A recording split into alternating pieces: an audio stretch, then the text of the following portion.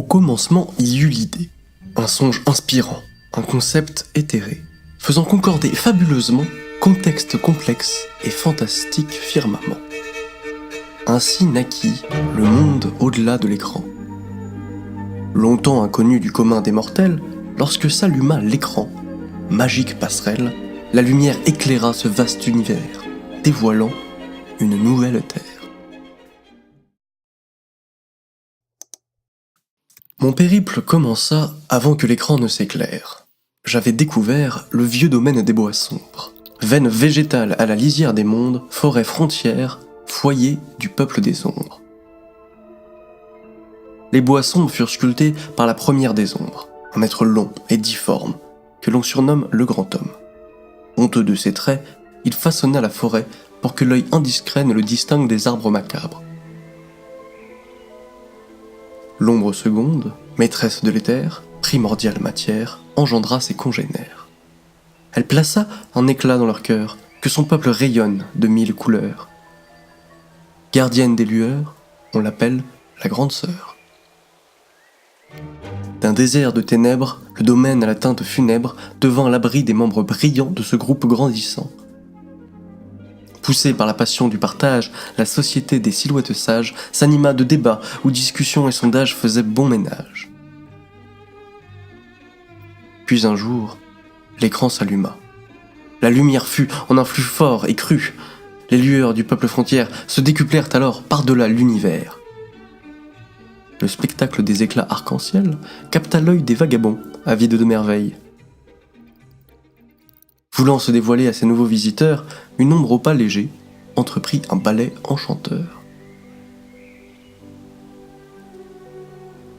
Sa lueur s'enflamma, magnifiant son élégance, pour révéler aux promeneurs cette belle danse.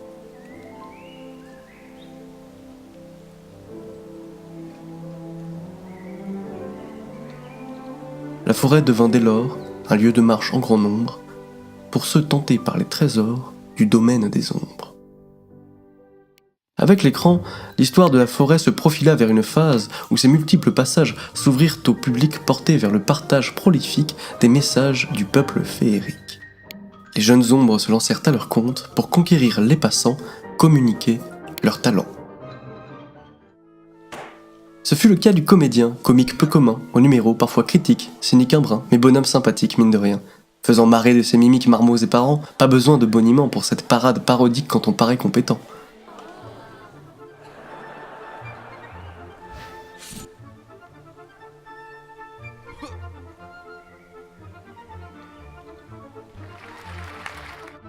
Sa lueur se propagea sans pâlir, portée par le rire d'un nouvel âge qui l'encourage et l'élan donné par l'écran.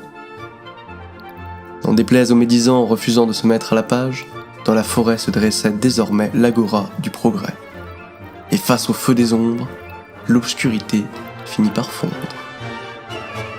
Mais avec le temps pourtant, certaines volontés changent, parfois sans même qu'on puisse s'en rendre compte.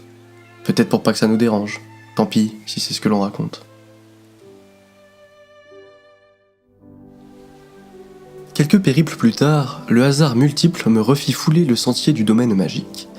La danseuse demeurait merveilleuse, sa lueur orangée épousait sa légèreté, sublimant une performance stupéfiante, bravant la gravité qui ferait tomber dans les pommes un astronome renommé. Mais si l'assistance venue admirer la danse atteignait des sommets, c'est une vraie masse qui s'assemblait à l'orée de la forêt. Là-bas, les représentations prenaient une autre dimension. Des ombres attiraient l'attention en se plaçant directement devant l'éclair blanc de l'écran. Leurs gestes illuminaient la province sylvestre. Plus besoin de talent, mais de beaucoup de mouvements pour gagner les regards garantis par la lisière phare. Leurs lueurs de couleurs se ternirent face aux rayons blafards, et sur ce boulevard brillant, les passants chemin faisant ne jetaient plus qu'un regard absent au spectacle environnant. À l'appât de la clarté, le comédien avait succombé. Devenu convenu, il a quitté chapeau et canne, mais continuait d'attiser la flamme des fans, se gargarisant de la gloire qui l'auréole, alors qu'au loin, l'hilarité s'étiole.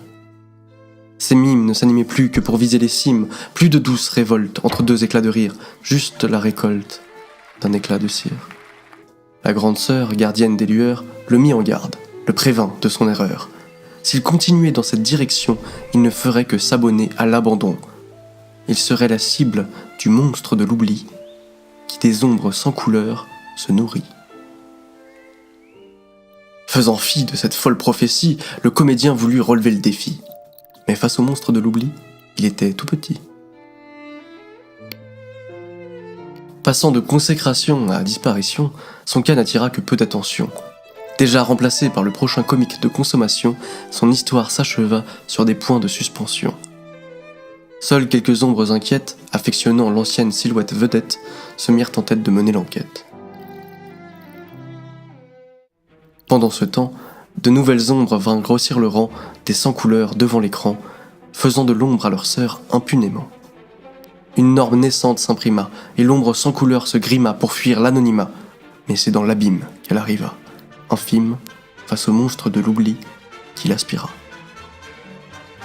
Les disparitions à répétition générèrent de nombreuses discussions qui enflammèrent les bois dans un débat sans fond. Comme toute société dans cette situation, la communauté entama un conflit de génération. Les uns blâmèrent l'écran et sa fonction, qui pourtant éclaire sans distinction. Les autres raillèrent ceux qui leur imposaient une mission, croyant que la passion ne s'exprime que dans la discrétion.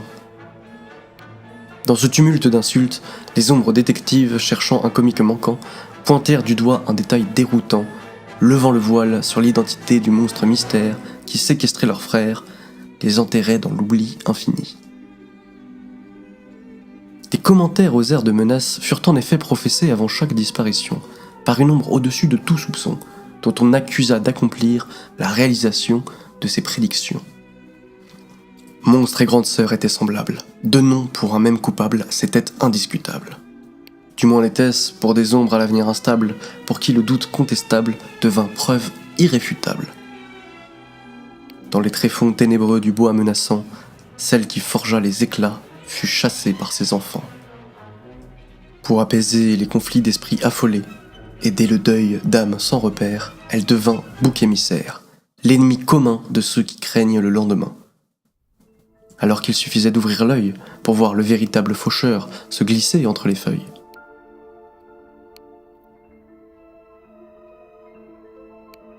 Les bois sombres furent sculptés par la première des ombres. Depuis l'éther, il tissa chaque tronc, cet être long et difforme que l'on surnomme le grand homme. Admirateur secret des éclats de couleurs, il assiste à tous les spectacles de ses sœurs. Pour ne pas altérer la beauté, susciter la hantise, quand il vient admirer de près, en arbre, il se déguise. Mais sans éclat, une ombre n'est que matière, et le grand homme n'y voit que de l'éther. S'il le croise sur son chemin, le sans couleur n'a qu'un destin, devenir arbre entre ses mains. La forêt s'en trouve grandie, l'œuvre du monstre de l'oubli est accomplie.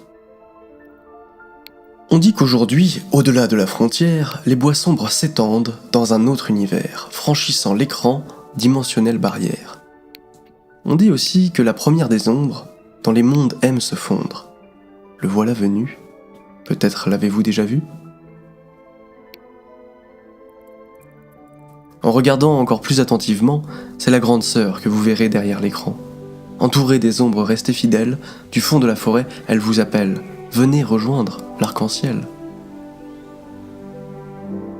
Et souvenez-vous, pas de désarroi si vous trouvez que le bois qui vous envoûte prend des airs d'autoroute.